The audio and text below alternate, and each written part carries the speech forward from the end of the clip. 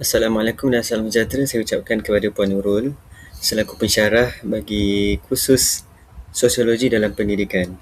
Jadi hari ini saya akan membentangkan tentang mobiliti sosial dalam pendidikan. Baiklah, ini merupakan biodata diri saya. Nama saya Muhammad Haziq bin Azhar daripada kelas 3.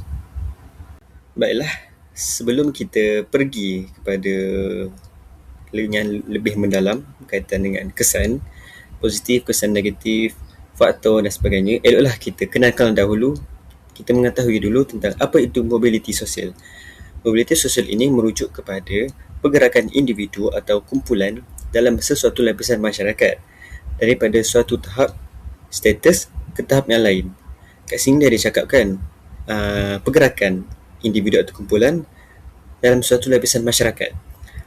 Kalau kita ingat balik, suatu lapisan masyarakat ini adalah berkaitan dengan topik yang telah kita belajar, iaitu topik stratifikasi sosial, yang mana ia menekankan tentang 5 pengelasan utama dalam stratifikasi sosial ini, iaitu ada daripada bawah, iaitu golongan bawahan, kelas pekerja, pertengahan bawah, pertengahan atas dan golongan atasan. Jadi, mobiliti sosial ini adalah berkaitan tentang lapisan masyarakat, sama ada ke arah yang lebih tinggi ataupun ke arah yang lebih rendah. Jadi, perubahan ini lazimnya melibatkan aspek seperti tahap pendidikan, jenis pekerjaan, pendapatan dan juga kedudukan dalam masyarakat. Baiklah, ini pula adalah kita akan masuk tentang jenis-jenis mobiliti sosial yang ada. Ini adalah jenis-jenis dia. Yang pertama sekali, kita akan lihat tentang mobiliti sosial mendata.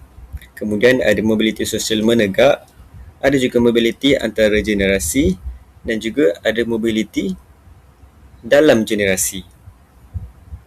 Baiklah, untuk mobiliti sosial yang pertama, kita akan tengok adalah berkaitan dengan mobiliti mendata. Maksudnya adalah mobiliti mendata ini ialah perubahan kedudukan individu tanpa melibatkan perubahan ketara dalam status sosialnya. Maksudnya kat sini perubahan tersebut berlaku dengan individu, tetapi perubahannya adalah secara mendata je, tidak terlalu tinggi dan tidak terlalu rendah. Maksudnya perubahan dia adalah sama sahaja. Jadi untuk ciri-cirinya adalah ia tiada perubahan besar dalam taraf hidup. Ia juga melibatkan pertukaran tempat kerja ataupun peranan sahaja, dan status sosialnya dan pendapatan kekal hampir sama. Adapun hanya meningkat sedikit sahaja ataupun menurun sedikit sahaja. Tidaklah begitu banyak perbezaannya. Dan ia juga boleh jadi sebab daripada tujuan untuk keselesaan ataupun mendapat pengalaman barulah. Dan untuk contoh situasinya adalah seorang guru yang berpindah daripada sebuah sekolah di bandar ke sekolah lain di luar bandar dengan gaji dan jawatan yang sama sahaja. Perubahan ini tidak mengubah status sosialnya, yang mana dia juga sebagai seorang guru, tetapi hanya melibatkan pertukaran tempat kerja sahaja. Mungkin ia boleh disebabkan oleh guru tersebut ingin merasai pengalaman baru. Sebagai contohnya, mungkin dia sebelum ini belajar di sekolah bandar lah. Kemudian kini dia pula ingin mendapat pengalaman baru dan ingin belajar di sekolah bandar pula kan. Jadi kat situ status dia adalah sama sahaja sebagai seorang guru, dan jawatan dia juga sama dan gaji dia juga mungkin sama sahaja. Itu adalah berkaitan tentang mobiliti mendata. Dan yang seterusnya pula adalah mobiliti menegak. Definisinya adalah merujuk kepada perubahan status sosial seseorang, sama ada meningkat ke tahap yang lebih tinggi ataupun menurun ke tahap yang lebih rendah dalam masyarakat. Mobiliti menegak ini dinemukan sama ada seseorang itu meningkat tahap status sosialnya ataupun menurun secara drastik. Kalau macam tadi mendata, maksudnya dia sama sahaja kan. Kalau macam menegak ini sama ada naik ataupun turun. Jadi sebagai ciri-cirinya adalah melibatkan perubahan taraf, sama ada perubahan yang meningkat ataupun perubahan yang menurun lah. Lepas tu dia juga ada berkait dengan pendapatan, pekerjaan ataupun pendidikan. Dan ia juga mungkin dipengaruhi oleh peluang dan latar belakang individu lah. Selalunya dipengaruhi oleh peluang lah, dan peluang pendidikan ataupun latar belakang dia seperti ekonomi dan sebagainya. Untuk contoh bagi kita mudah faham adalah seperti seorang pelajar daripada keluarga yang berpendapatan rendah berjaya melanjutkan pelajaran ke universiti dan seterusnya menjadi seorang doktor. Keadaan ini menunjukkan berlakunya peningkatan status sosial hasil daripada usahanya. Hasil daripada usaha individu tersebut sendiri. Baiklah, untuk yang mobiliti sosial yang ketiga pula adalah mobiliti antara generasi. Definisinya adalah merujuk kepada perubahan status sosial yang berlaku antara generasi ibu bapa dan anak.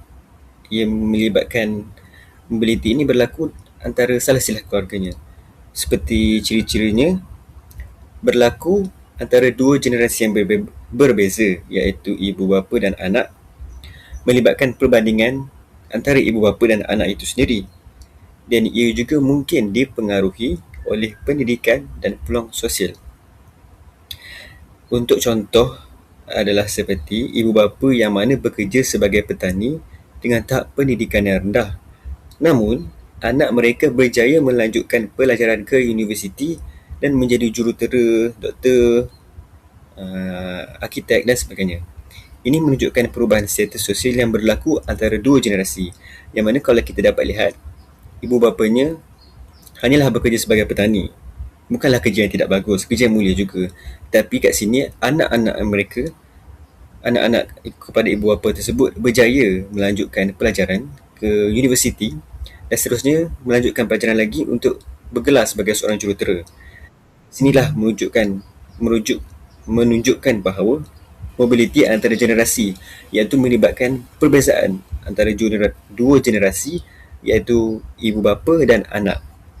Mobiliti yang keempat adalah mobiliti dalam generasi. Definisinya ialah mobiliti generasi ini perubahan status sosial yang berlaku dalam kehidupan individu yang sama sepanjang tempoh yang tertentu. Baiklah, untuk ciri-cirinya pula adalah berlaku dalam kehidupan individu itu sendiri. Berlaku dekat saya sendiri, dekat orang itu sendiri. Maksudnya berlaku dekat individu itu sendiri, yang mana boleh dipengaruhi oleh usaha dan pengalaman kerja yang ditimba oleh individu tersebut. Ia juga melibatkan perubahan jawatan atau pendapatan. Untuk contoh bagi memudahkan kita faham, seorang individu memulakan kerja ianya sebagai kerani sahaja dan kemudiannya dinaikkan pangkat menjadi pengurus selepas beberapa tahun bekerja. Yang mana perubahan ini menunjukkan peningkatan status sosialnya dalam kehidupan dia sendiri, kehidupan individu yang sama. Okey, seterusnya kita akan lihat pula faktor-faktor yang mempengaruhi mobiliti sosial. Baiklah, untuk faktor-faktor yang mempengaruhi mobiliti sosial, saya telah senaraikan 6 faktor-faktornya. Dan faktor yang pertama adalah dari segi pendapatan, yang mana akses kepada pendidikan yang berkualiti, seperti keluarga ini yang berpendapatan tinggi mampu untuk menghantar anaknya ke sekolah atau institusi yang lebih baik, yang mana sekaligus meningkatkan peluang untuk kejayaan akademik anak-anak mereka tersebut. Yang kedua adalah untuk dari segi kemudahan pembelajaran, yang mana pendapatan yang stabil ini membolehkan pelajar memiliki peranti yang canggih, tablet, laptop dan jaringan internet dan bahan pembelajaran yang membantu proses pembelajaran menjadi lebih berkesan dan inklusif. Dan kekangan kewangan boleh menghalang pelajar ini untuk menyambung pelajaran ke peringkat yang lebih tinggi, walaupun pelajar tersebut seorang yang berbakat dan berpotensi tinggi. Untuk yang kedua pula adalah faktor dari segi pendidikan, yang mana ia dapat meningkatkan peluang pekerjaan lah. Seperti yang kita tahu, tahap pendidikan yang tinggi ini mampu membuka peluang kepada pekerjaan yang lebih stabil dan berpendapatan yang lebih tinggi dan lumayan. Ia juga boleh membina kemahiran dan pengetahuan. Pendidikan ini dapat membantu individu menguasai kemahiran yang diperlukan untuk bersaing dalam dunia pekerjaan. Tambah-tambah lagi, zaman sekarang ni banyaklah krisis-krisis ekonomi. Jadi dengan adanya pendidikan ini, dia membolehkan individu tersebut untuk bersaing dalam dunia pekerjaan yang mencabar. Dan ia juga dapat mengubah taraf hidup, yang mana individu yang berpendidikan ini berpeluang untuk keluar daripada kemiskinan dan mencapai kehidupan yang lebih baik, yang mana dia boleh ubah diri dia sendiri dan keluarga dia untuk keluar daripada dunia yang miskin menjadi lebih senang, dan seterusnya menjadi lebih senang dan senang. Untuk yang ketiga, faktor yang ketiga adalah dari segi pekerjaan, yang mana dapat menentukan pendapatan. Jenis pekerjaan inilah yang diperoleh bergantung kepada tahap pendidikan dan akan mempengaruhi taraf hidup individu itu. Pekerjaan yang profesional biasanya akan dikaitkan dengan kedudukan sosial lebih tinggi dalam masyarakat, yang mana ini sekaligus dapat meningkatkan status sosial individu itu sendiri. Yang sebenarnya ada individu yang mempunyai pendidikan yang tinggi lebih mudah untuk naik pangkat berbanding individu yang mempunyai pendidikan yang biasa-biasa sahaja. Dan ia juga dapat meningkatkan status sosial kita, peluang untuk individu tersebut kembangkan lagi karier dan kerjayanya. Seterusnya, faktor yang keempat pula adalah dari segi faktor perkahwinan, yang mana perkahwinan dengan pasangan yang berstatus tinggi, berdarjat tinggi, kaya dan sebagainya boleh meningkatkan kedudukan sosial individu tersebut. Yang mana contohnya, saya orang biasa saja dan saya kahwin dengan anak datuk, sekaliguslah saya boleh jadi orang yang kaya lah, dan dapat titel datuk juga. Yang seterusnya adalah pasangan yang berpendidikan tinggi ini cenderung memberi penekanan terhadap kepentingan pendidikan dalam keluarga tersebut, yang mana pengaruh pendidikan pasangan ni mempengaruhilah yang mana pasangan tersebut akan memberi penekanan antara satu sama lain yang berfokuskan kepada pendidikan dalam keluarga. Yang seterusnya adalah ibu bapa yang mementingkan pendidikan akan menjadikan peluang pembelajaran yang lebih baik kepada anak-anak. Okey, untuk faktor yang kelima pula adalah dari segi perubahan tempat tinggal, yang mana akses kepada kemudahan pendidikan lah. Kawasan bandar ini biasanya mempunyai sekolah dan kemudahan yang lebih baik berbanding kawasan luar bandar lah. Macam contohnya sekolah bandar ni adanya smart board, ada capaian internet yang terbaik. Berbezalah dengan sekolah luar bandar ni yang mana kekurangan peranti ataupun alat-alat elektronik ni lah. Seterusnya adalah persekitaran yang kondusif, yang mana membantu meningkatkan fokus dan pencapaian pelajar. Yang seterusnya adalah perpindahan ke kawasan yang lebih maju. Ini membuka lebih banyak peluang sosial, peluang ekonomi dan juga peluang pekerjaan. Untuk yang ke-6 pula, yang terakhir, untuk faktor yang mempengaruhi mobiliti sosial ini adalah dari segi perubahan tingkah laku, yang mana selalunya melibatkan perubahan sikap ataupun dan usaha individu terhadap pembelajaran. Yang mana jikalau seseorang itu mempunyai sikap terhadap pembelajarannya, dia akan mempunyai sikap yang lebih positif dan cenderung untuk usaha untuk berjaya dalam pendidikan, seterusnya menyambung pelajaran sehingga mendapat kerja yang terbaik. Untuk kedua adalah usaha dan disiplin, yang mana konsistensi ataupun senang cakap konsisten lah dalam belajar ini membantu meningkatkan pencapaian akademik individu tersebut.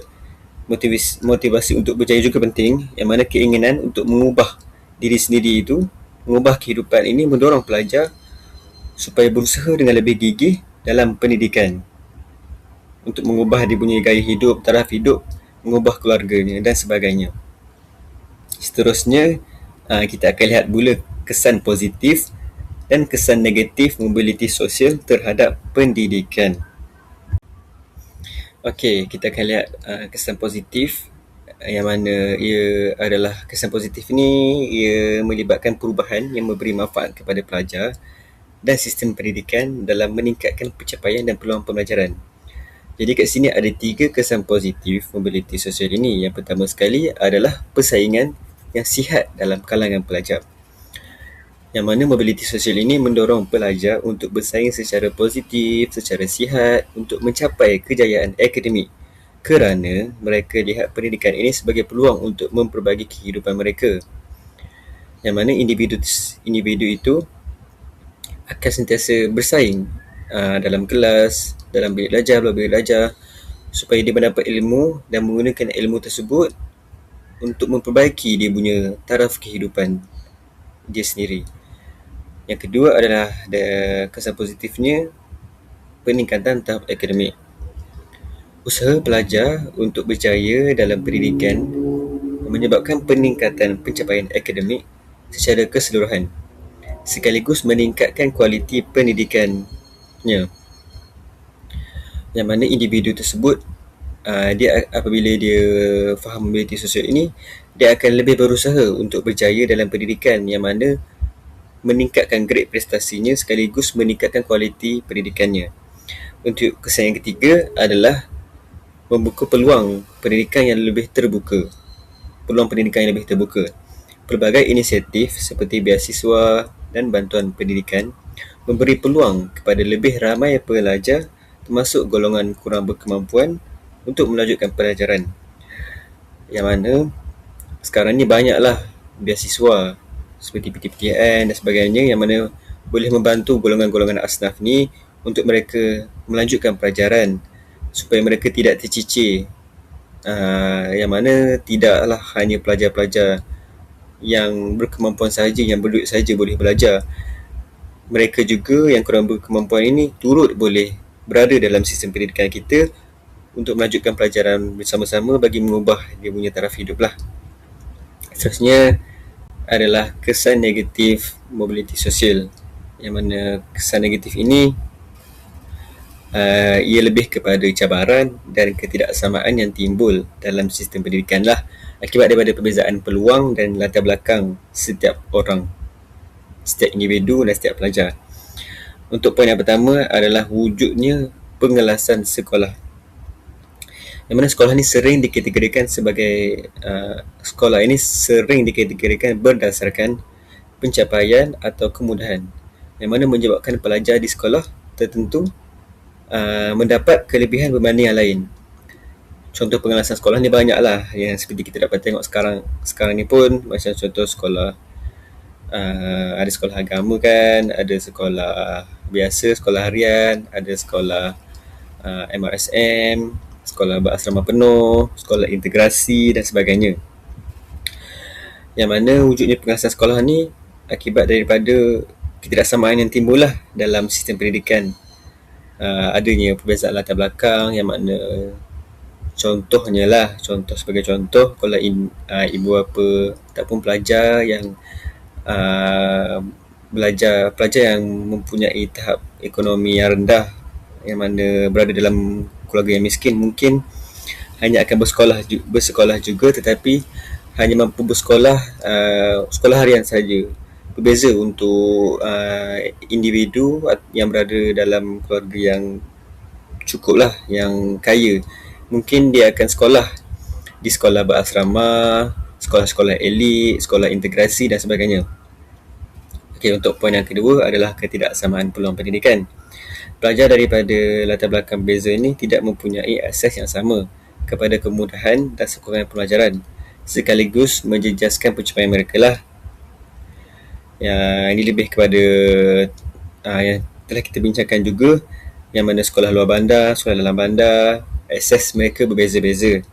Okay, untuk poin yang ketiga adalah kesan dari segi emosi dan psikologi, yang mana tekanan untuk berjaya ini dan perbandingan sosial ini boleh menyebabkan pelajar mengalami stres, rendah diri atau hilang motivasi dalam pelajaran. Ini selalunya berkaitan dengan individu itu sendirilah, bagaimana cara dia untuk mengawal dia punya emosi psikologi supaya dia boleh mampu untuk bersaing dalam pendidikan yang sihat lah, supaya dia dapat membantu diri dia mendapat ilmu yang lebih bermanfaat dan menggunakan ilmu untuk melanjutkan pelajaran dengan lebih tinggi dan mendapat kerjaya yang lebih baik lah untuk masa hadapan. Baiklah, sebagai kesimpulan untuk pembintangan saya, mobiliti sosial ini memainkan peranan penting dalam menentukan hala tuju kehidupan individu, dan pendidikan ini merupakan medium utama yang membolehkan perubahan status sosial itu berlaku. Melalui pendidikan, individu berpeluanglah untuk meningkatkan taraf hidup, memperolehi pekerjaan yang lebih baik serta keluar daripada kitaran kemiskinan. Namun begitu, mobiliti sosial ini tidak berlaku secara adil kepada semua, yang mana masih wujudnya ketidaksamaan dari akses, kemudahan dan peluang pendidikan yang menyebabkan jurang antara pelajar terus melebar. Malah, tekanan untuk mencapai kejayaan juga memberi kesan kepada kesejahteraan emosi dan psikologi pelajar. Sehubungan dengan itu, sistem pendidikan perlulah terus ditambah baik dari semasa ke semasa agar lebih inklusif, adil dan relevan dengan keperluan semasa. Usaha seperti memperluas akses pendidikan, mengurangkan jurang digital dan memperkukuh sokongan kepada pelajar perlu diberi perhatian yang lebih serius. Itu sahaja daripada saya. Sekian, terima kasih.